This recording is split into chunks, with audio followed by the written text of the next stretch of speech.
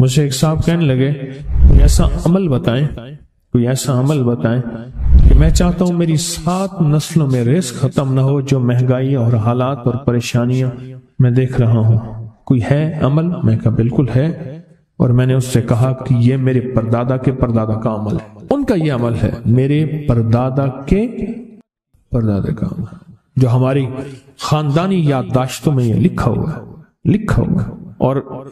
اور فرمایا اگر یہ کوئی بندہ کر لے اللہ نسلوں کا رزق اللہ سے منوا لے۔ اور میں نے اس سے کہا خیال کرنا رزق روحانی ساتھ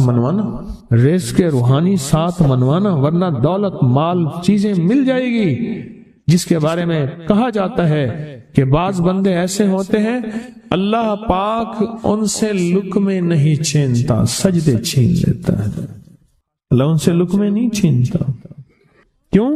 رزق جسمانی دوسرے لفظوں میں مل رہا ہے، اور رزق روحانی اللہ چھین لیتا ہے۔ یہ جو آج آپ بیٹھے ہیں تسبیح خانے میں اور میں بیٹھا ہوں، یہ ہم روحانی دسترخوان پہ بیٹھے ہیں، یہ بہت بڑا دسترخوان لگا ہوا ہے، یہ دسترخوان ہے۔ سنا ہے در یار پہ بڑی دھوم ہے، سنا ہے در یار پہ بڑی دھوم ہے، وہاں عاشقوں کا ہجوم ہے۔ یہ روحانی دسترخوان ہے، میں بھی خود محتاج ہوں، یہ روحانی دسترخوان ہے۔ تو میں نے اس سے عرض کیا کہ ایک دسترخوان نہیں مانگنا، دونوں مانگنا، رزق روحانی بھی، رزق جسمانی تو اس کو بھی ملتا ہے جس کو کلمہ نصیب نہیں ہوا، رزق جسمانی تو اس کو ہی ملتا ہے جس کو کملی والی کی غلامی نصیب نہیں ہوئی، رزق جسمانی تو اس کو ہی ملتا ہے جس کے ماتھے پہ شقاوت لکھی ہے، رزق جسمانی تو اس کو ملتا ہے جو اللہ کا نافرمان ہے، رزق جسمانی تو اس کو ملتا ہے جو اللہ کے وجود کا انکار کرتا ہے، رزق جسمانی تو اس کو ہی ملتا ہے جو آخرت اور قبر کا انکار کرتا ہے، رزق جسمانی تو اس کو ملتا ہے جو جنات اور برزخ کا انکار کرتا ہے، رزق جسمانی تو اس کو ملتا ہے جو خود کملی والی کی نبوت کا انکار کرتا ہے، وہ تو بے بہا لوگ ہیں، ان کو ملتا ہے۔ پر تجھے بھی صرف رزق جسمانی ملا اور اللہ سے یہ منوا لیا، نہ یہ نہ منوانا، اللہ سے کہنا ہے اللہ رزق روحانی بھی دے اور رزق جسمانی بھی دے، 2 رزق کٹھے عطا فرما، کون سا رزق؟ اور رزق جسمانی بھی دے۔ کہیں ایسا نہ ہو کہ میری نسلوں میں صرف مال دولت و چیزیں ہوں اور تیرا نام اور تیرے حبیب کا نام نہ ہو، تیرا نام اور تیرے کملی والے کا نام نہ ہو، تیرا نام اور تیرے دوستوں کا نام نہ ہو، تیرا نام اور تیری آل و اصحاب کا نام نہ ہو، کہیں ایسا نہ ہو میں محروم ہو جاؤں۔ مجھے آل اور محمد اور آل محمد اور اصحاب محمد کی نسبتیں یہ بھی ساتھ عطا کیے رکھ۔ تو میں نے اس سے کہا کہ 2 چیزیں مانگنا۔ اچھا قدرت کا نظام ہے، کچھ دیوانے بھی ہوتے ہیں، یقین والے ہوتے ہیں، آپ جیسے آپ مخلص بیٹھے ہیں، اور پوری دنیا میں ہمارے ساتھ اس وقت مخلص بیٹھے ہیں جو ہماری آج کی محفل میں شریک ہیں، ہوتے ہیں دیوانے۔ مجھ سے کہنے لگا ایک وقت ایک جگہ ہو بہت بہتر۔ میں نے اس سے کہا، میں نے کہا پھر بھی اگر ایک وقت ایک جگہ میسر نہ بھی ہو تو اگر عمل کسی وقت چوک جائے، عمل کی جگہ چوک جائے، عمل کا وقت چوک جائے، مجبوری میں نہ ہو تو بہتر ہے، پر توجہ نہ چوکے، دھیان نہ جائے، استحضار نہ جائے، یقین نہ جائے، اور سچا یقین ہو کہ میرا اللہ خود کہتا ہے یہ مانگنا بھی تو اسی نے دیا ہے نا، جب اس کریم نے مانگنا ہی خود دیا ہے تو عطا بھی خود کرے گا۔ نہیں خوف نارے جہیم کا کہ کرم ہے مجھ پہ کریم کا، وہ خود عطا کرے گا مجھے، اس نے مانگنا دیا دے گا۔ یقین ہو ایسا ایسا ایسا ایسا، اتنا زبردست یقین ہو، اتنا یقین ہو اللہ کے ملنے پہ اور اللہ کے مانگنے پہ، اتنا یقین ہو کہ گمان اور خیال سے بالا تر یقین ہو، بہت زیادہ یقین۔ یاد رکھیے گا میری بات، میری طرف دیکھتے رہیں، یاد رکھیے گا جس کو ملا ہے یقین کی طاقت میں ملا ہے، اور جس سے چھنا ہے بے یقینی نے اس سے سب کچھ چھین لیا، بے یقینی نے اس سے سب کچھ چھین لیا۔ جس کو ملا ہے یقین کی طاقت سے ملا ہے، یقین ہو کہ میں کر رہا ہوں اور اللہ مجھے دے دے گا۔ کہا کہ کیسا یقین ہو؟ کہا جیسے بکری کے تھن دودھ سے بھرے ہوئے، اور میں کہوں کہ میرے ہاتھ سے دباؤں گا اور دودھ نکلے گا، اس سے زیادہ یقین۔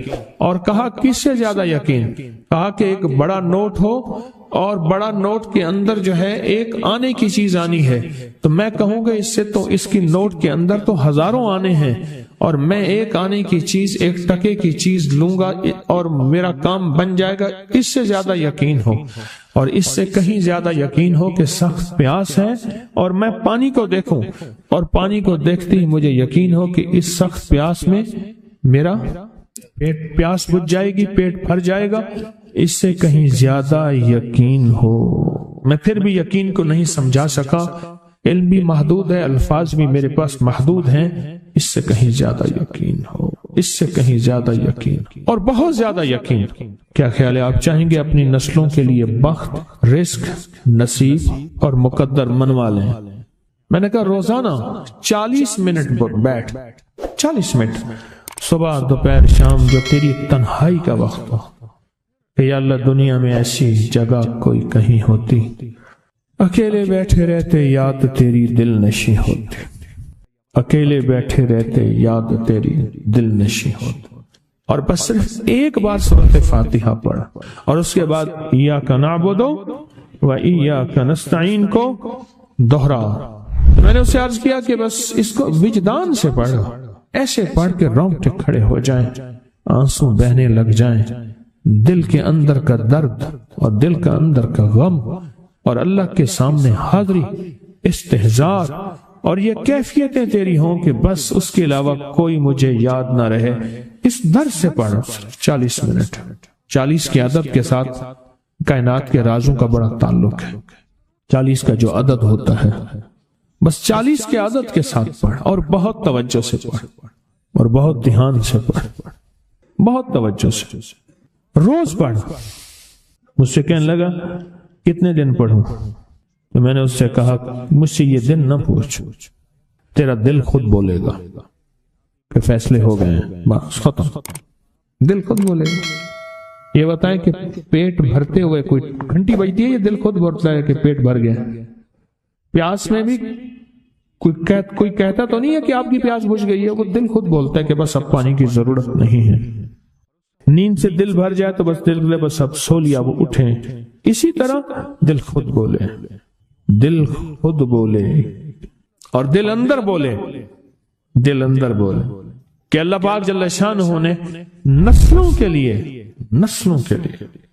رزق، عزت، دولت، برکت کے فیصلے کر دی، بس دل بولے۔ کتنے دیر کر؟ اب یہ تیری اپنے مانگنے میں ہے، اب یہ تیری اپنے مانگنے میں ہے۔ مانگنے میں کمی ہے تو دل نہیں بولے گا، اگر مانگے گا تو پتہ نہیں دنوں میں یا ہفتوں میں، جتنے میں دنوں میں فیصلہ ہو جائے۔ وہ طاقتور چیز ہے جو 7 نسلوں کو کھلاتی بھی ہے، پلاتی بھی ہے، سکون کی نیند سلاتی بھی ہے، اچھا لباس پہناتی بھی ہے، عزتوں کے تاج سر پہ رکھواتی بھی ہے۔ نوری لقمہ اپنی زندگی کی ضرورت بنا لے، پھر کیا ہوگا؟ سورۃ فاتحہ کی آیات 7 ہیں۔ اللہ 7 آسمان اور 7 زمین کی جتنی بھی برکات ہیں، برکات من السماوات والارض، اللہ 7 آسمان اور 7 زمین کی ساری برکات اس کو عطا کر دے گا، اور لوگوں کو پتہ ہی نہیں ہوگا کہ یہ بندہ کتنا مالدار ہے، روحانیت کی طاقت اور روحانیت میں کتنا آگے ہے، کوئی پہچان بھی نہیں سکے گا کہ روحانیت میں یہ بندہ کتنا آگے ہے اور کتنا آگے سے آگے بڑھ گیا ہے، کسی کو علم بھی نہیں ہوگا۔ نوری لقمہ اپنی زندگی کی مجبوری بنا لے، اور نوری لقمہ اپنی زندگی کی ضرورت بنا لے، پھر دیکھیں کمالات۔ کیوں؟ فرمائے جو سارے قرآن میں ہے، جو سارے قرآن میں ہے، جو سارے قرآن میں ہے، آنکھیں کھل جائیں۔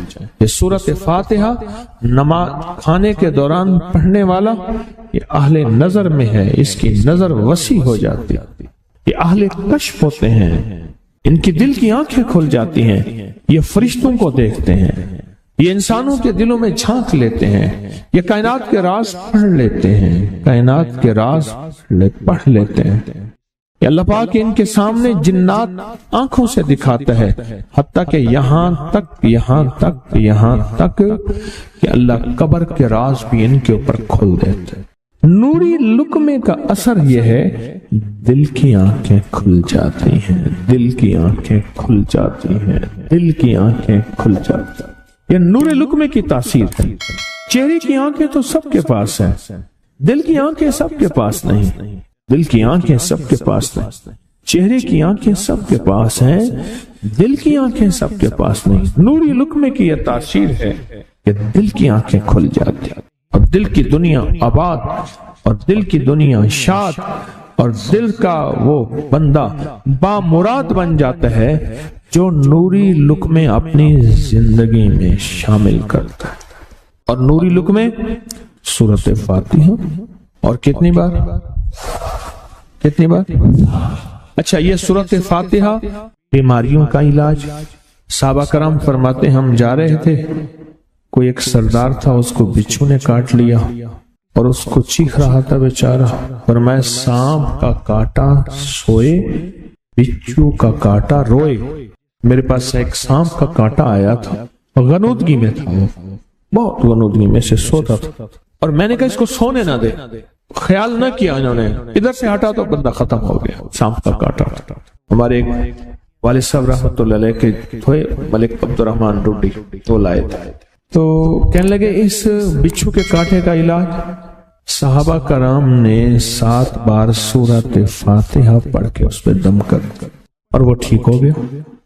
اور میں جب سورۃ فاتحہ عرشوں سے زمین پہ آئی، نازل ہوئی، ایک گونج اٹھی، ایک آواز آئی، اور میں اللہ سے آج وہ چیز زمانے پہ زمین پہ نازل کی ہے جو اس سے پہلے کبھی آئی نہیں تھی اور جو اس کے بعد کبھی آئے گی نہیں، اس سے پہلے کبھی آئی نہیں تھی، اس کے بعد کبھی آئے گی۔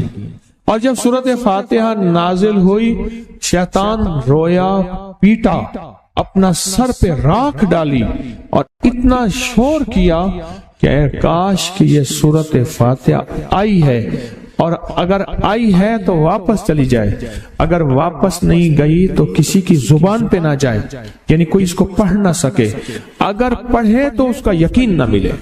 یقین سے پڑھنے والے کی دنیا بھی، آخرت بھی، رزق بھی، عزت بھی، صحت بھی، تمنگری بھی، بادشاہت بھی، خوشیاں خوشحالیاں بھی یقین سے پڑھنے والے کو ملتی ہیں۔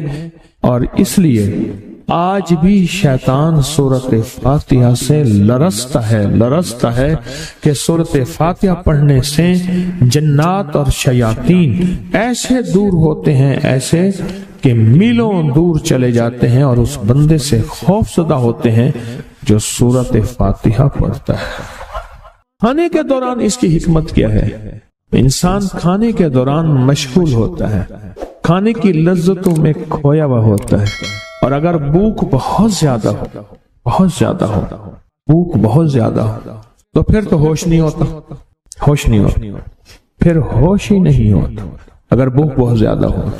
اب اسی دوران جس طرح سنیں غور سے، بڑی میں عجیب بات بتا رہا ہوں، حضرت امام جعفر صادق سلام اللہ رضوان اللہ تعالی علیہ مجمعین اللہ کے ولی تھے، ولایت کے تاجدار تھے، سرداروں کے سردار تھے، اولیاء کے سردار تھے۔ میں بازار میں جاتے تھے، جا کے پھر واپس آ جاتے تھے، پھر جاتے کچھ نہیں خریدتے تھے۔ کسی نے پوچھا اب کیوں جاتے ہیں؟ فرمایا 2 وعدے لینے، کیا میں جا کے بازار میں ہر بندے کو سلام کرتا ہوں، وہ سلام کا جواب دیتے ہیں، اور کیا پتا کسی کے سلام کا جواب ایسا ہو جو اللہ کے ہاں مقبول بھی ہو، محبوب بھی ہو۔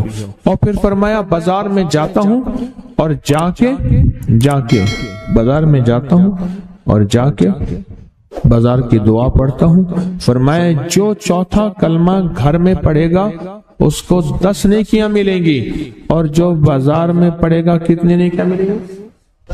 10 لاکھ نیکیاں ملیں گی۔ فرمایا میں 10 لاکھ نیکیاں کمانے کے لیے جاتا ہوں۔ آل رسول کی محبتیں، عبادتوں کا حرص دیکھیں، ہمیں مال کا حرص، انہیں اعمال کا حصہ۔ وہی دعا، وہی چوتھا کلمہ گھر میں پڑھیں 10 نیکی ہیں، بازار میں پڑھیں کیونکہ وہ ہر بندہ مشغول ہے، دنیا میں، مال میں، چیزوں میں، بھاؤ تاؤ میں لگا ہوا ہے، وہی بازار میں پڑھیں تو 10 لاکھ نیکیاں۔ اسی طرح کھانے کے دوران جب لذت ہے، کھانے کے دوران ذائقہ ہے، اور کھانے کے دوران لذت اور ذائقے میں اگر کوئی بندہ سورۃ فاتحہ پڑھ لے تو اللہ کہتا ہے تو ان لذتوں میں مجھے نہ بھولا، ان کھانے کی چیزوں میں مجھے نہ بھولا، ان ساری کیفیتوں میں مجھے نہ بھولا، اللہ خوش ہوتا ہے۔ اور پھر اللہ جل شانہ اسے 7 آسمان اور 7 زمین کی برکتیں حوالے کر دیتا ہے، اور جس کے پاس 7 آسمان 7 زمین کی برکتیں ہوں، یہ ساری عبادتیں کھانے کے دوران کوئی معنی نہیں رکھتی، پھر ایسی سمیٹ کے اللہ کائنات کو اسے دے دیتا ہے۔